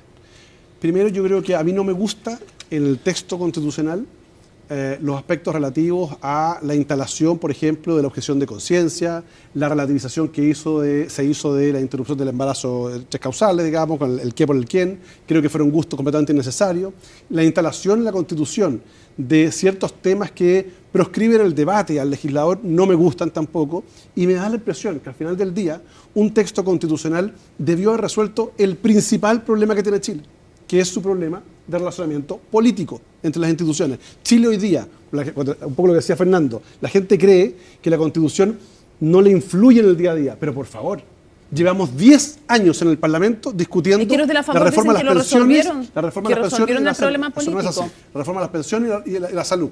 Y no hay acuerdo. O sea, tú dices que no es verdad que se resolvió el tema del sistema político. En el proyecto no hay una mejora del sistema político. ¿Por qué? Porque, en primer lugar, se dice, mire, ¿sabe qué? El sistema político tiene 3 componentes para reformarlo, para mejorarlo. Uno es la relación ejecutivo-legislativo. Ahí no hay nada. Se consagra o se fortalece la lógica del régimen presidencial. Es decir, uno va a poder seguir teniendo un presidente con una votación y con un parlamento con la coalición distinta. Bloqueo. Segundo, el segundo elemento del sistema político, sistema electoral. Mire, ¿sabe qué? Vamos a achicar los distritos. Puede ser correcto, eso es opinable. Pero ¿sabe qué? Vamos a mantener el sistema proporcional. Pucha, porque un sistema presidencial con proporcional no está funcionando mucho. Pero vamos a reforzar los partidos políticos. ¿Así cómo lo va a hacer? Mire, le vamos a exigir 5%, pero abajo en letra chica le pongo una transitoria que dice 4% por ahora, y además, si usted tiene una micropyme y tiene 2,7 y se junta con otra micropyme que tiene 2,3, le da 5, así que puede ser partido. La única modificación que valía la pena para cambiar el sistema político en Chile y evitar este fraccionamiento era lo que propusieron los expertos. Era poner que la elección parlamentaria se verificaba junto con la segunda vuelta presidencial. Felipe, porque eso habría permitido despejar un poquito. una sola duda, que cuando estás analizando lo que te preguntaba Francisco del centro, izquierdo o Jorge. Amarillos y demócratas, ¿para ti son centro o ya son derecha? No, sí, son un centro. Yo creo que ya están haciendo un pacto electoral. Porque evidentemente yo no creo que ni amarillos ni a demócratas los vaya a recibir ¿cómo se llama? La apruebo de dignidad, no lo van a recibir. Y por lo tanto ellos han armado su partido y están hoy día haciendo un pacto electoral.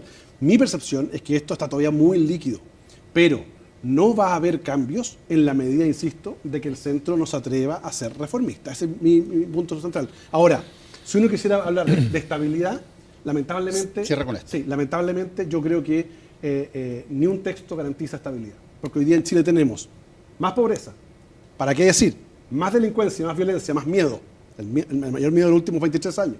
Tenemos menos inversión, tenemos un problema serio de desempleo, tenemos un crecimiento estancado.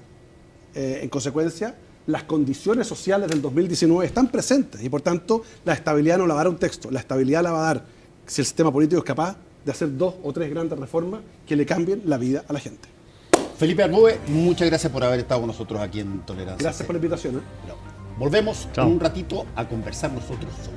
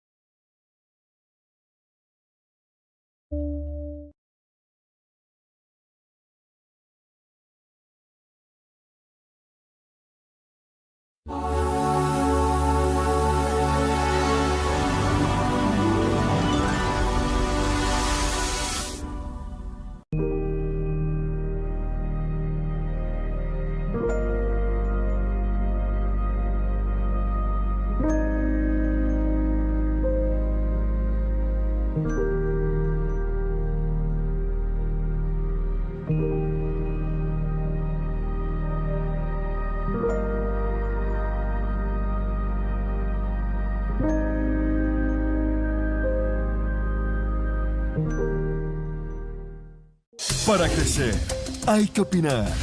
Para opinar, hay que estar informado. Y si estamos informados, podemos debatir. Todos los acontecimientos y visiones que marcan nuestra actualidad. Aquí se debate, donde las opiniones son protagonistas. Lunes, 22:30 horas. CNN. Vamos más allá. Hoy más que nunca necesitamos una sociedad mucho más amigable con la salud mental. La manera en que nos tratamos tiene directa relación con nuestras emociones. Es por eso que en Sanamente nos preocupamos por elevar los niveles de amor por nosotros mismos y por quienes nos rodean y de entregar herramientas concretas para sentirnos mejor. Empezar por el cuerpo y por las sensaciones es la forma, ¿no?, más directa de entrar en nuestra propia casa. A través de los buenos hábitos. Que me sirvió harto salir como de la rutina, no estar encerrado en 4 paredes. Incluso estar en la casa y no hacer nada lo considero últimamente como tiempo para mí. Junto a grandes expertos comprenderemos el complejo mundo de nuestras emociones. Tenemos oportunidades todo el tiempo, de verdad, de volver a conectar. Revisaremos episodios de la vida cotidiana de todos y todas para poder acompañarnos y crear comunidad. Un contenido enfocado 100% en el bienestar humano. Acompáñanos en esta nueva temporada de Sanamente. Todos los sábados a las 22 horas. CNN Chile. Vamos más allá. No olvides revisar todo nuestro contenido a través de la plataforma de YouTube, suscribiéndote al canal de CNN Chile y recibiendo notificaciones diariamente con nuestro contenido en tu móvil. En esta nueva temporada de Minería 360, nos encargamos de explorar profundo en las minas de información, encontrando datos e ideas también sobre la industria minera y relación con el desarrollo humano y económico en el mundo. Descubre las sorprendentes innovaciones tecnológicas que están modelando el futuro. Las noticias más relevantes sobre proyectos e inversión en el sector. Nuevas miradas para tener los pies bien puestos en tierra minera. La minería como nunca antes la has visto en Minería 360. Aquí, todos los sábados en CNN Chile.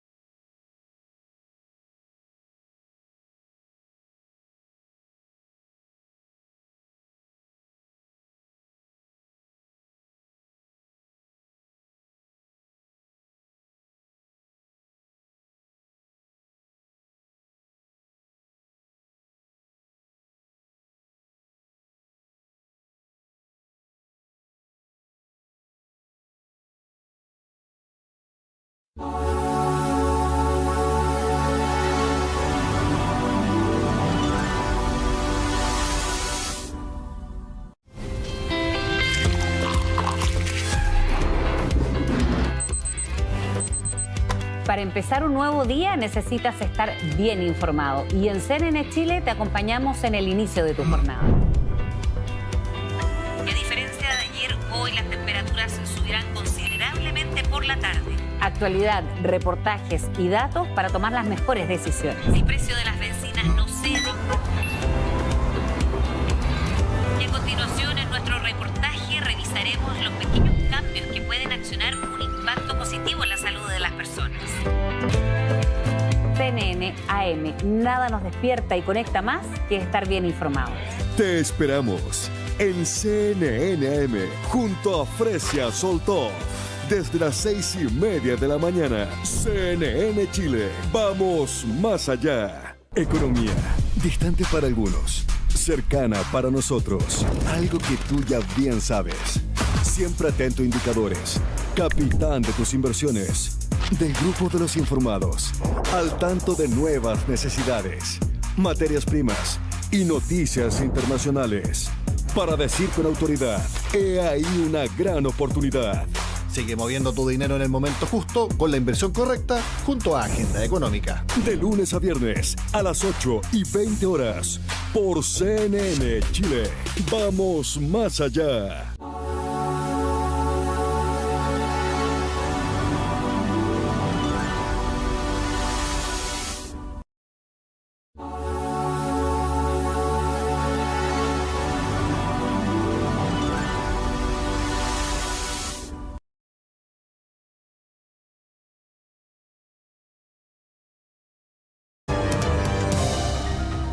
Corresponde nuestros minutos de confianza, Mónica. Ok. Bueno, la corrupción no es un artefacto, marca Acme, aunque se me caiga el carnet, que se le echa una gota de agua, en este caso el abono sería el dinero, y aparece en cuestión de segundos. Hoy el país se escandaliza con razón, y por suerte que aún se escandaliza, por casos como el de Hermosilla o el de convenios, pero por acción o omisión se ha abonado el terreno para que ocurran. Es increíble que hasta hoy se celebre el acuerdo Lagos Longueira, que sí implicó una reforma del Estado, pero que dejó en la impunidad los sobresueldos al acordarse que el Servicio de Impuestos Internos miraría para el lado porque fajos de billetes, tal vez porque estaban en sobres, no debían tributarse. O la amnesia selectiva de aplaudir la Comisión Engel, muy bien aplaudir eso, pero no indignarse del freno a las querellas del Servicio de Impuestos Internos digitado desde la moneda con el silencio cómplice de todos los involucrados potenciales en Pente, CQM y más de los que nunca sabremos. Hubo poca severidad de los gremios empresariales, cartas a los diarios por los compañeros de colegio, ofrecimientos de testificar en su favor.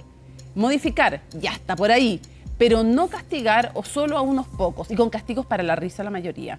Que rasque, pero donde no pica.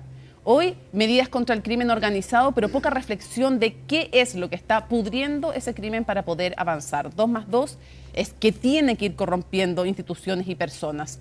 Mientras, especial preocupación por el caso del abogado Hermosilla, Luis Hermosilla, se entiende, porque cuando la corrupción toca a integrantes del sistema judicial, a algunos de los que intervienen, es que estamos muy mal.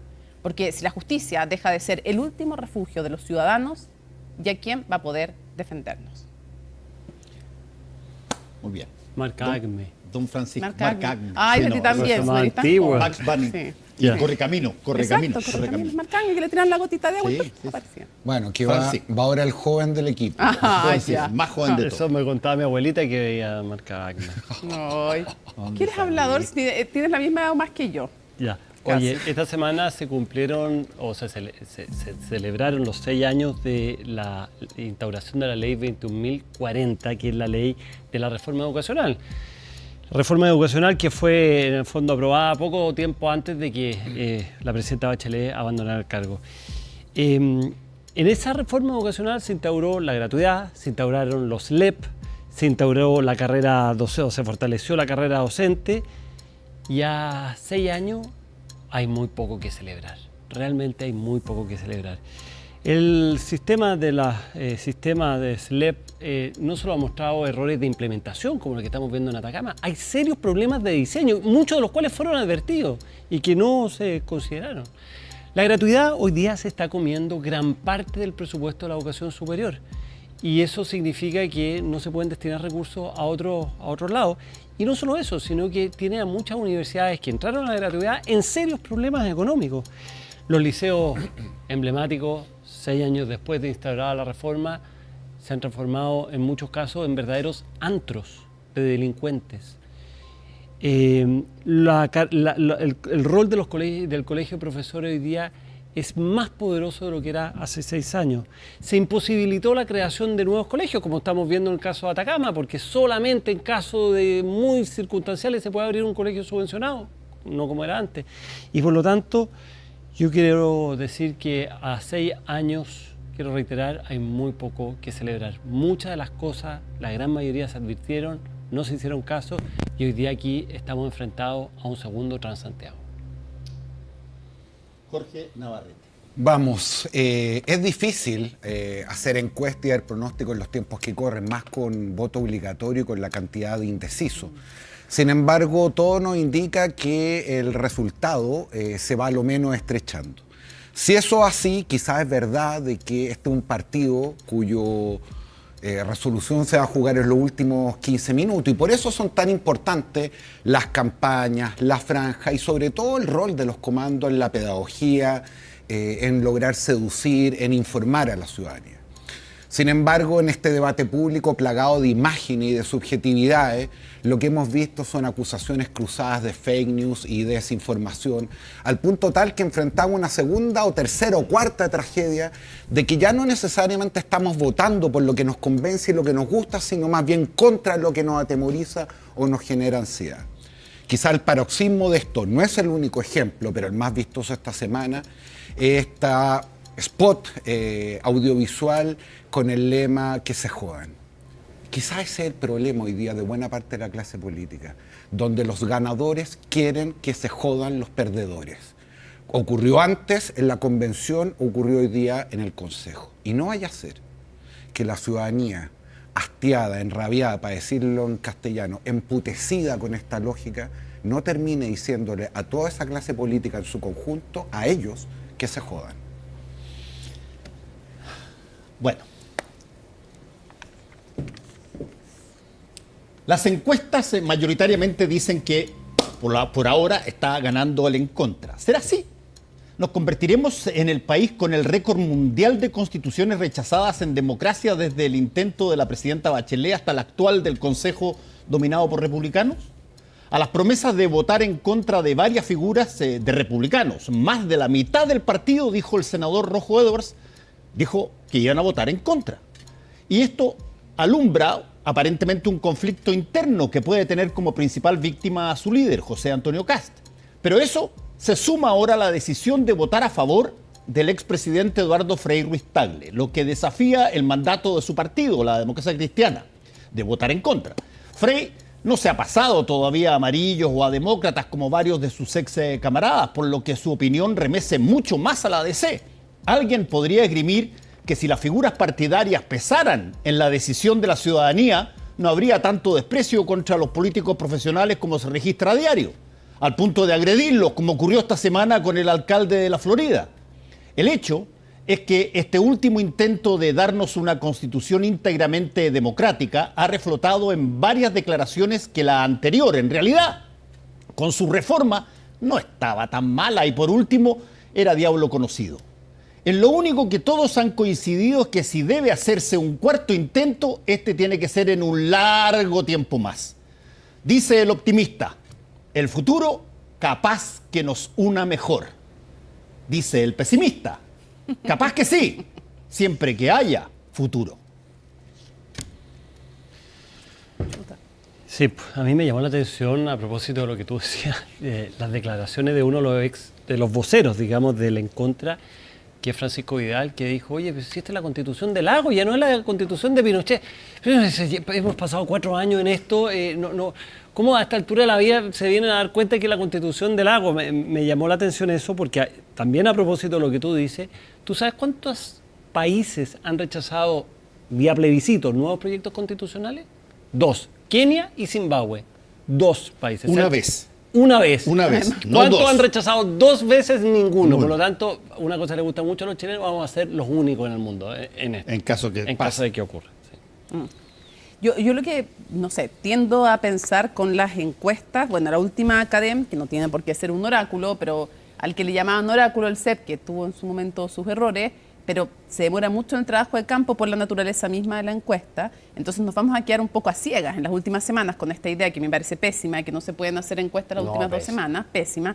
O sea, se pueden hacer, pero no se pueden divulgar para el caso. Y se divulgan igual. Sí, se divulgan igual, pero en el fondo, claro, es la asimetría de poder. Quienes estamos en los medios de comunicación no tenemos cierto acceso a la información, sabemos, y los ciudadanos no. Pero en fin, más allá de eso, tengo la impresión, conversando con analistas, con encuestólogos o como se les llame, que sí, pareciera haber un cierto estrechamiento entre las dos opciones después de un estancamiento de la favor, pero tengo la impresión que más que se estén cambiando desde el en contra a la favor, pareciera haber una cierta cantidad de indecisos, que es una masa nada despreciable de votos, que algunos de ellos parecieran sí desde ahí estar migrando a la favor. Yo creo que tengo la percepción de que la definición va a ser más estrecha de lo que algunos auguraban. Oye, he estado con gente que está haciendo campaña en la feria, repartiendo folletos y todo, tanto de la en contra como de la favor, y todos te dicen que la gente está un poco confundida, que mucha gente con los conceptos, qué significa una cosa, en fin, me llama la atención, porque te lo dicen de los 2 comandos, que acá hay una cosa bien compleja en cuanto que es que hay un punto,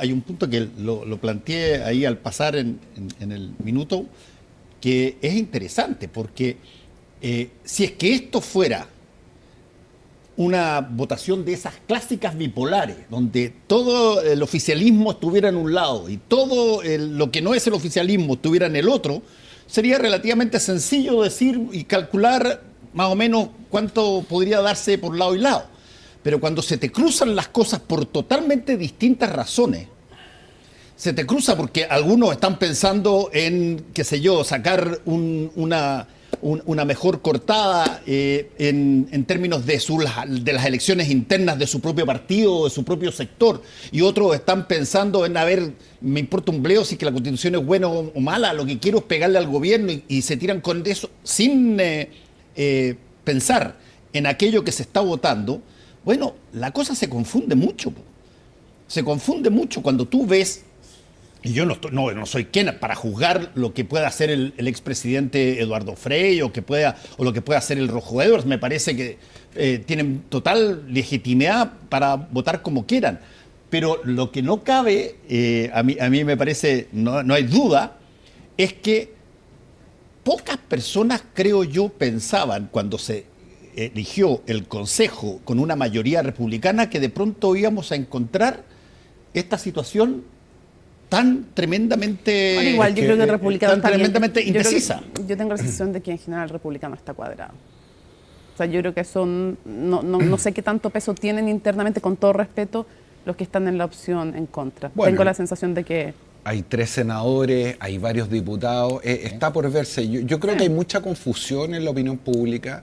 Hay mucho desinterés también. Esta es una elección que tiene menos energía política de la que tuvo antes. Y hay mucho también hastío. Y a propósito de una cuestión más de fondo, lo conversábamos con los 2 invitados de alguna manera, esta idea ya que se empieza a consolidar de cómo la política no logra dar con acuerdos que resuelvan los problemas de los ciudadanos, cómo eso va generando todavía mayor distancia, casi hasta altura mayor desprecio, y cómo eso permite no solamente discursos contradictorios, sino que tremendamente populistas. No se me escapa, Fernando Paulsen tiene un libro ahí sobre la mesa que escribió Eugenio Ortega, hago la declaración de conflicto de interés, hoy día casi, una persona a quien quiero mucho y conozco, que justamente tiene que ver su libro, La democracia pluralista bajo ataque, que no es otra cosa que el fracaso de la política tradicional y cómo es aprovechada, se lo devuelvo a don Fernando, cómo es aprovechada por estos discursos, que el populismo, contrario a lo que se suele decir, no es proponer soluciones sencillas a problemas complejos. El populismo, en su esencia más fundamental, cree que los ciudadanos somos una suerte de personas virtuosas que tenemos la tragedia de estar dirigidos por una manga de corruptos, de holgazanes y de flojos. Salvo el que llega a proponer la solución, que es de la élite, pero supone que no es. Y por lo tanto, esto que parece fome, esto que parece moderado, esto que Arboe no quiso decir así, pero es la posibilidad de ser radicalmente de centro, está no solamente completamente desprestigiado, sino que amenazado por liderazgo y por estilos como los que describe el libro de Eugenio Ortega. Pero eso es cierto, pero es súper antiguo, porque en la República de Platón ya aparece el paladín del pueblo que ofrece la solución fácil, que sonríe inicialmente y después se transforma en un energúmeno. Pero lo que yo quería decir es una cosa muy breve. Es qué significa para el gobierno el hecho de que ocurra un triunfo a favor o un triunfo en contra. Algunos están diciendo, bueno, esto es una derrota de todas maneras para ese mundo. El gobierno ha sido prudente en cuanto a no inmiscuirse mucho porque claramente no quiere sufrir lo que ya sufrió, pero me da la impresión que en términos futbolísticos para el gobierno esto es salir a empatar a 0 o salir derrotado, porque si gana el a favor va a ser muy duro para el gobierno, va a ser un mazazo adicional. Yo quería decir que respecto del bajo entusiasmo, bueno, cuando hay tanta elección y cuando se sigue con el tema constitucional, obviamente que se produce esta fatiga, pero además es evidente que cuando un texto no se diferencia tanto del actual como sí se diferenciaba el primero, para quienes están a favor o quienes están en contra, no sienten que se juegue, o mucha gente no siente que se juegue algo tan radicalmente importante como si se jugaban en la elección anterior, y que además las elecciones en general de textos son mucho menos apasionantes o más difíciles que las que encarnan personas.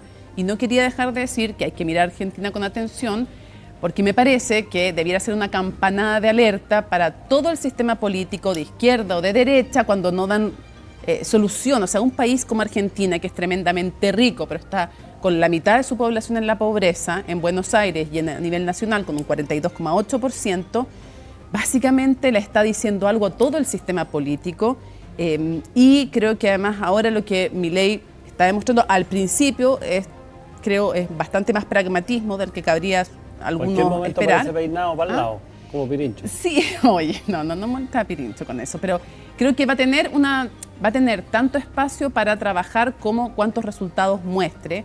Creo que va a ser clave si contiene o baja la inflación. Eso es lo que le va a dar un colchón de opinión pública que le entregue lo que no tenía. Y me parece que es algo súper interesante que plantea el periodista, uno que yo admiro mucho en Argentina, que es Carlos Pañi.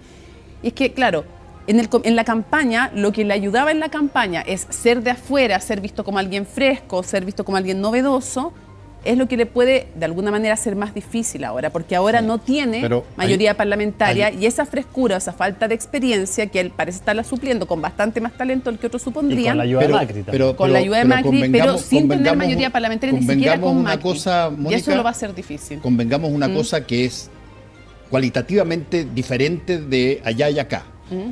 Ahí estamos hablando con la llegada de un gobierno y del gobierno se espera que las cosas pasen de inmediato y pasen rápido y que tengan injerencia instantánea en todos los aspectos de la vida. Aquí es un problema constitucional que, si bien regula la institucionalidad... yo estaba hablando como tema aparte. Entiendo la lógica, pero quiero decirle que no se confunda la gente en lo que... El pueblo le pide a un gobernante que lo que le pide a un consejo constitucional. Ahora, yo creo que lo que le piden ahora a Milei va a tener que demostrar más que sabe economía, es que sabe de política. Eso es lo que está en juego ahora. Está por verse, porque los que aquí dicen saber de política probablemente han confundido todavía más a la población. Escuchaba a Francisco hace un rato.